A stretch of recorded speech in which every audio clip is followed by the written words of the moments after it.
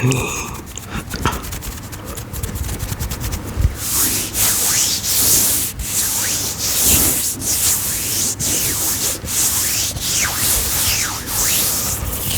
Je suis ravie de vous accueillir dans cette vidéo pour une nouvelle vidéo.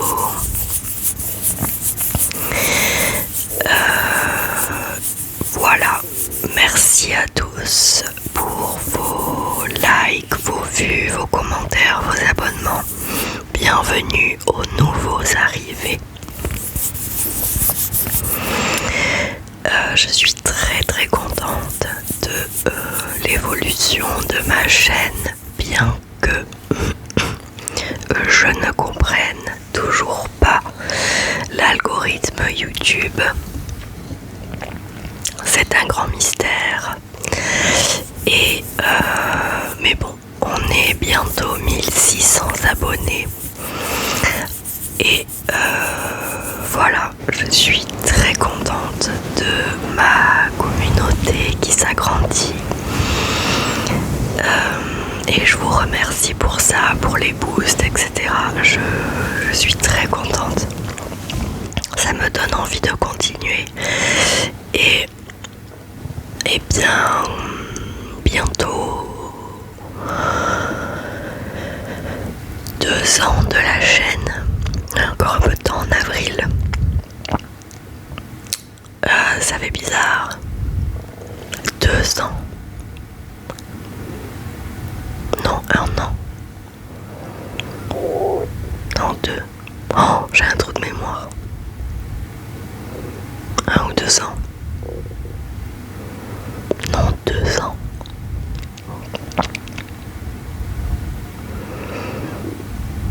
Oui, 2 ans. Avril 2024. Bon. Aujourd'hui, on va se pencher sur, et vous les aimez beaucoup, je vous vois, une vidéo sur les savoirs insolites, les amis, les savoirs insolites. Alors, je n'ai pas préparé, donc je vais chercher. Oh, qu'est-ce que c'est ça? Pourquoi ça? Aïe.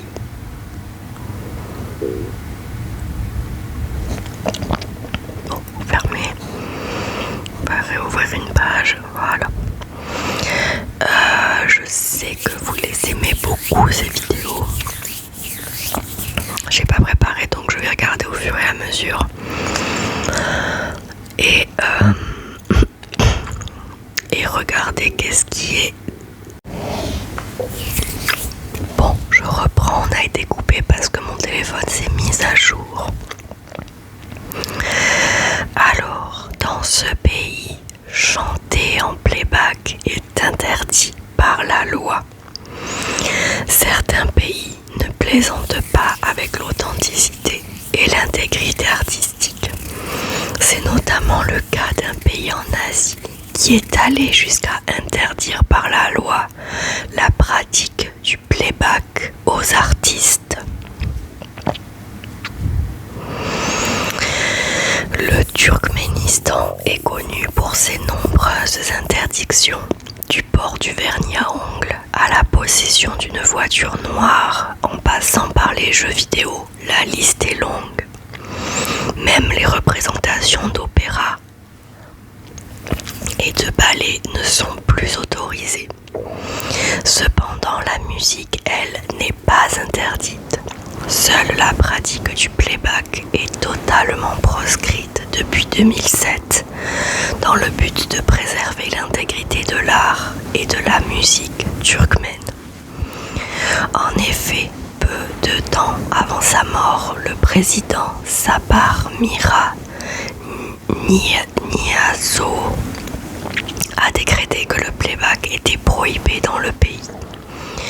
Cette loi concerne tous les événements, qu'ils soient publics ou privés. Au Turkménistan, le régime impose par la loi que toutes les manifestations musicales se fassent en live. Pas question pour les artistes ou pour les chanteurs et musiciens amateurs de pratiquer leur art en playback. Si cette obligation peut choquer certains, elle a pour but avoué de valoriser les réelles performances artistiques des chanteurs, sans que ceux-ci aient recours à des artifices. Les bandes son vocales ou instrumentales enregistrées sont donc exclues, sans aller jusqu'à l'astreindre par une loi. Le règlement de l'Eurovision applique ce même principe. Seules les performances en live sont admises lors du concours annuel, pour les chanteurs comme pour les musiciens. Hormis le Turkménistan et la Chine, aucun pays n'interdit par la loi la pratique du playback. Même le ministère de la Culture ne se prononce pas sur le sujet. Mais quel est l'intérêt de cette pratique ? Les experts de l'univers du spectacle expliquent qu'allier chant et danse lors d'une prestation scénique et fournir une performance vocale de qualité demande une forme physique hors norme. C'est pourquoi, à l'heure des haters et des réseaux sociaux, peu d'artistes s'y risquent. D'autres comme Milli Vanilli, Boney M ou Plastic Bertrand l'ont utilisé, faute de compétences vocales, avouant n'avoir jamais enregistré la moindre note de musique. Pourtant, des artistes s'y sont refusés en ruinant volontairement leurs prestations pour protester contre cette pratique imposée. Parmi ces performeurs adeptes du live, Freddie Mercury de Queen, qui s'est contenté de mimer des gestes obscènes avec son pied de micro au lieu de chanter. Et que signifie chanter en playback ? Chanter en playback ou playback signifie qu'un chanteur utilise une technique de synchronisation labiale ou lip sync en anglais.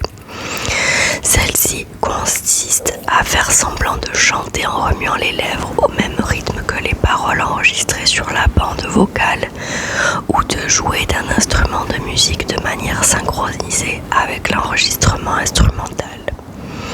Le playback est courant dans l'industrie musicale car il est souvent difficile de reproduire en live une composition enregistrée en studio. Cependant, certains artistes n'apprécient pas cette interprétation mimée qui les prive de s'exprimer et de vivre pleinement leur art.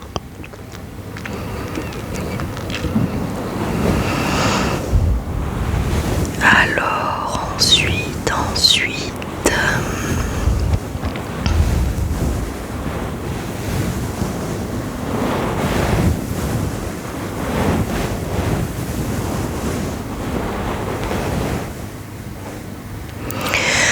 On reste sur les lois.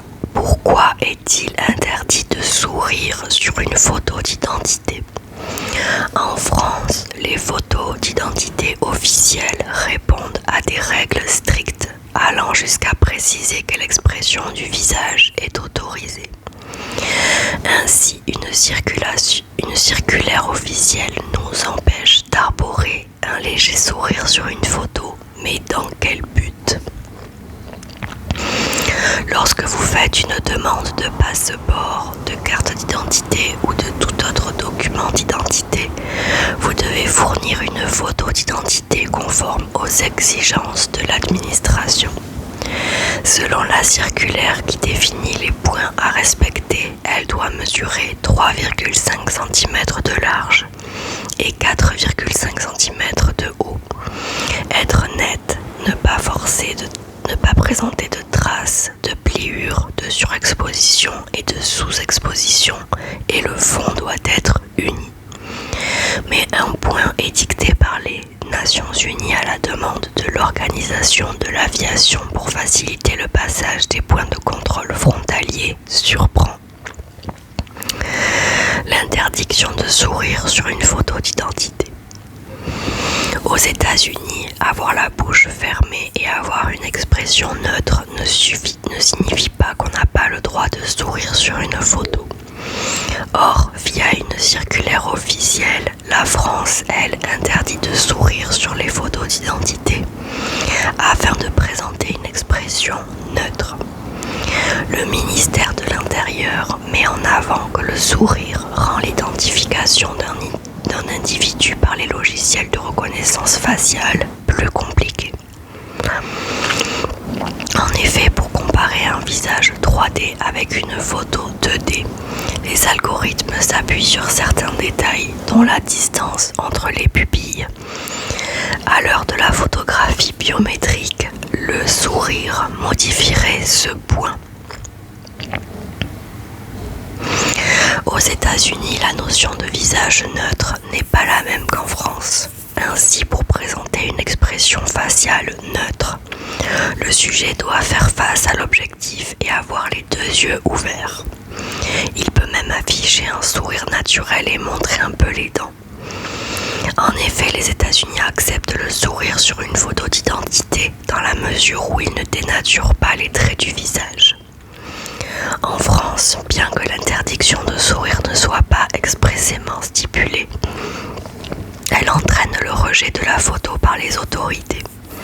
D'ailleurs, en 2016, la Cour administrative d'appel de Paris a rejeté la demande d'un homme qui considérait qu'un discret sourire n'était pas un motif de non-validation de la photo d'identité de son passeport.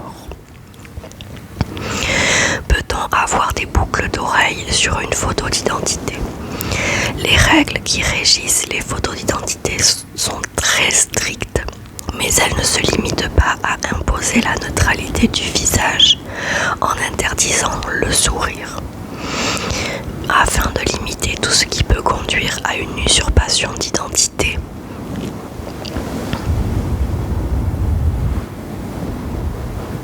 je sais plus où j'en suis, ou à une erreur d'identification, les photos d'identité imposent d'autres interdictions.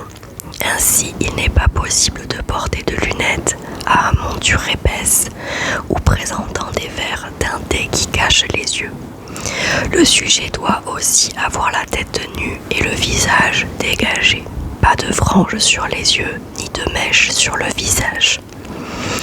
Enfin, il ne faut pas avoir les sourcils froncés car ils modifient les traits du visage. Le port de boucles, d'oreilles ou de piercing, lui, est autorisé s'il ne gêne pas l'identification du visage.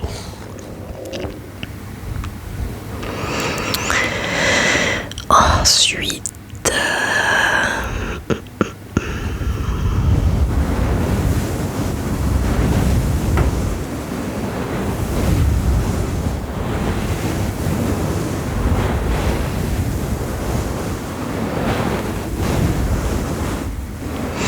oh, mais pourquoi ça fait ça là? Attendez, parce que je sais pas pourquoi ça m'ouvre des pubs. Alors on était où? Ah oui, voilà, ça. Effet de seuil. Pourquoi oublie-t-on ce qu'on était venu chercher en changeant de pièce?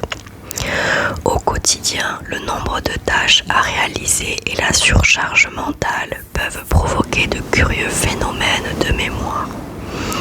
C'est le cas lorsqu'on oublie la raison pour laquelle on entre dans une pièce. Il ne s'agit pas forcément d'un problème de concentration ou d'inattention, mais d'un mécanisme du cerveau. Son nom en psychologie cognitive n'est autre que l'effet de seuil. Aussi appelé effet de porte, l'effet de seuil consiste à ce qu'une personne oublie ce qu'elle devait faire en se trouvant dans une nouvelle pièce. De nombreuses études en sciences cognitives portent sur ce phénomène. Parmi ces travaux, les chercheurs de l'université Notre-Dame aux États-Unis ont mené différentes expériences. Ils ont observé des sujets qui présentaient des amnésies mineures sitôt une porte franchie. La distance parcourue n'avait aucune incidence sur les résultats. Un simple changement de lieu suffisait à provoquer un petit oubli. Pourquoi j'oublie ce que je voulais faire? Pour le cerveau humain, les changements d'environnement génèrent une rupture dans le fil des pensées. Il doit interpréter de nouvelles données contextuelles propres à un cadre spatial différent, en particulier après avoir franchi une porte. On peut donc considérer que le traitement de nouvelles informations agit comme une mise à jour. Ainsi, le phénomène est susceptible d'interférer avec la mémoire de travail, la capacité de concentration. Les scientifiques estiment qu'une charge cognitive supplémentaire peut avoir une incidence sur l'intention initiale. Néanmoins, ces petits oublis du quotidien ne sont pas systématiques et varient d'une personne à la suivante. Quels sont les facteurs qui favorisent l'effet de porte? Il existe plusieurs facteurs en mesure de provoquer l'effet de seuil. Le simple fait d'avoir de nombreuses pensées à la fois peut être à l'origine de ce type d'oubli. On peut aussi avancer qu'une routine inconsciente joue un rôle majeur dans notre concentration. Les contrastes et les différences entre deux environnements constituent un autre élément qui favorise ce phénomène du cerveau. Dans de telles circonstances, les capacités de traitement de la mémoire sont davantage sollicitées. Chercher ces mots et autres oublis, est-ce grave? L'état physiologique d'un individu influe aussi sur l'effet de seuil. À titre d'exemple, il peut être question d'un manque de sommeil, d'un stress chronique, d'un régime alimentaire inadapté ou d'une fatigue générale. Cependant, le phénomène demeure bénin. Il n'y a donc pas lieu de s'inquiéter pour ces divagations de l'esprit. Si une personne présente d'autres troubles cognitifs, un avis médical peut être requis. C'est le cas lorsqu'elle ne reconnaît pas des visages familiers ou perd le fil d'une conversation. Elle peut avoir des difficultés à s'orienter ou à réaliser certains gestes du quotidien. Il faut aussi considérer l'âge et tout changement brutal dans le comportement.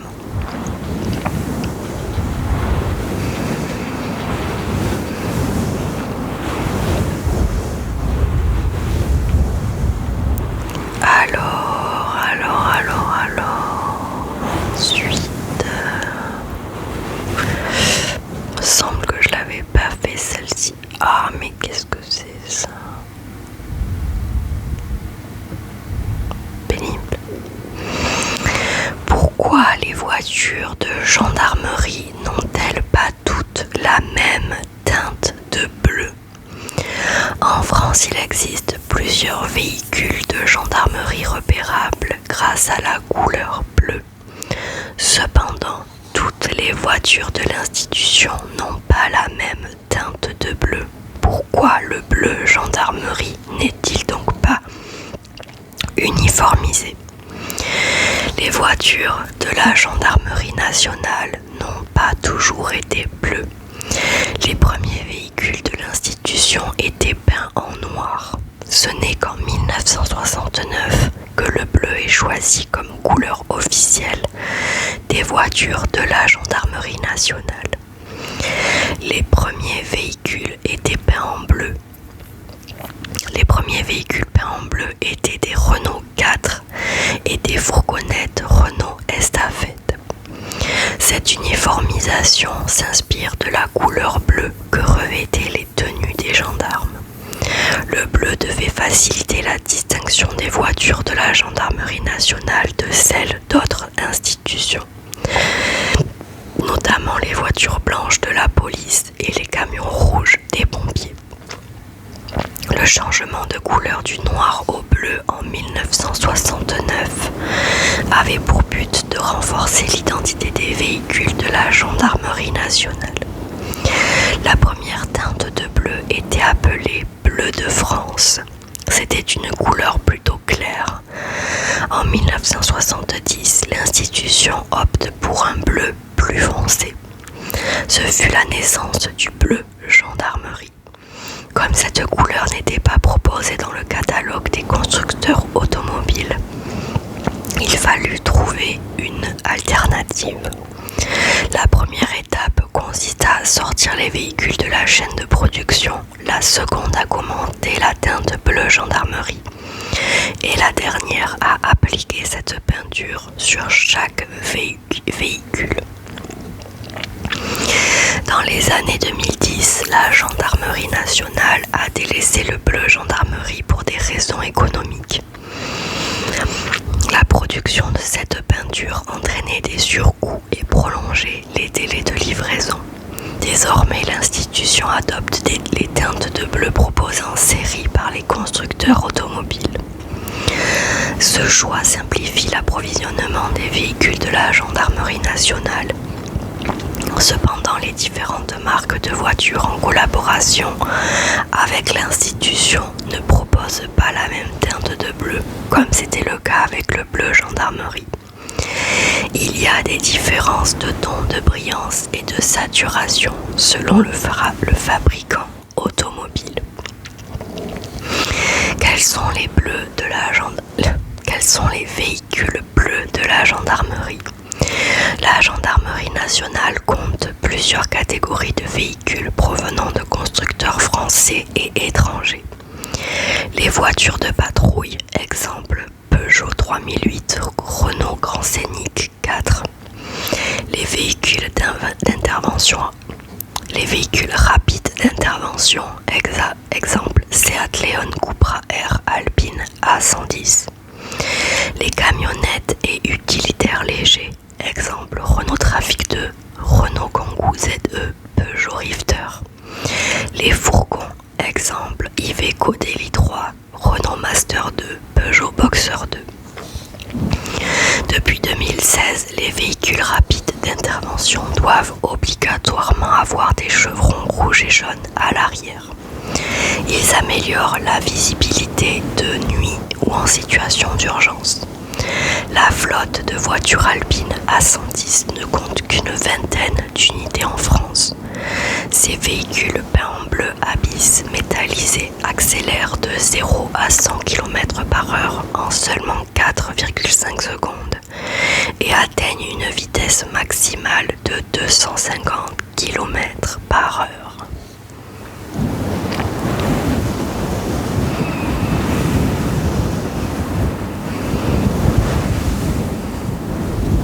Et voilà les amis pour cette vidéo.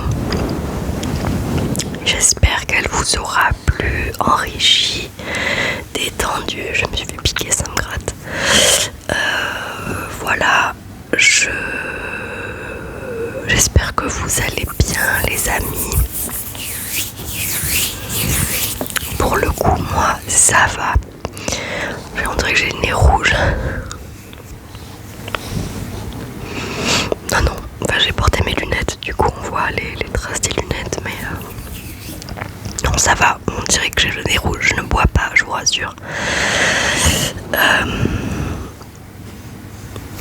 ne sais pas. Bon, les amis, je vous laisse ici, je vous retrouve pour la dernière vidéo de la semaine et après on se revoit dimanche. Merci pour tout, vos commentaires, vos boosts, vos likes, vos vues, vos abonnements. Je répète parce que ça a coupé, j'ai plus qu'en début de la vidéo. Je vous remercie beaucoup. Ça me donne beaucoup de force pour continuer et c'est vrai qu'après une petite baisse de régime, là ça va mieux. Comme quoi il faudrait que je fasse plus souvent des vidéos, une par jour pendant une semaine. J'ai envie de faire aussi une vidéo par jour dans une semaine de savoir inutile pendant, on va dire, du dimanche jusqu'au vendredi, que des vidéos de savoir inutile. Inutile, insolite, pardon. C'est parce qu'il y a écrit inutile sur le site.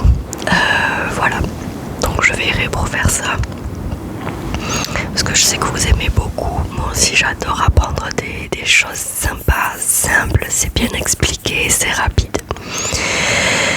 Les amis, je vous laisse ici. Je vous fais de très très gros bisous. Prenez bien soin de vous. Soyez heureux. En tout cas, moi je vous souhaite tout le bonheur du monde. Je vous dis à demain pour la dernière vidéo de la semaine. Et d'ici là, bonne